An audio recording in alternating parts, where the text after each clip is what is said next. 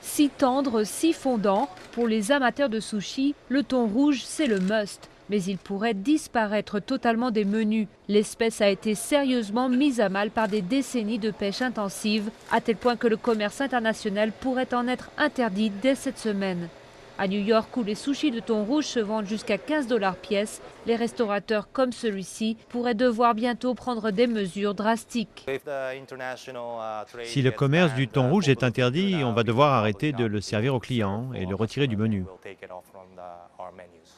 Il ne resterait aujourd'hui que 8% des thons rouges par rapport aux années 60, l'époque où la cuisine japonaise a explosé sur le marché mondial. Mais leur disparition n'est pas un thème que les restaurateurs abordent régulièrement avec les clients.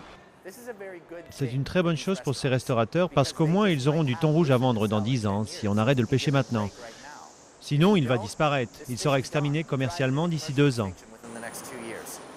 Le thon rouge peut mesurer 4 mètres de long et se vendre aux enchères à plus de 100 000 $ la pièce. Chez ce fournisseur de sushi du New Jersey, on le traite donc avec le plus grand soin. Le thon rouge qu'on a reçu aujourd'hui arrive de Malte et il pèse 180 kg. Le Japon, qui consomme 80% de la production mondiale de thon rouge, a déjà menacé de braver l'interdiction. Une autre option pour les vendeurs de sushis serait de se tourner vers des thons moins chers comme l'albacore ou le thon ventru, même si ces deux espèces font aussi l'objet d'une pression croissante des écologistes.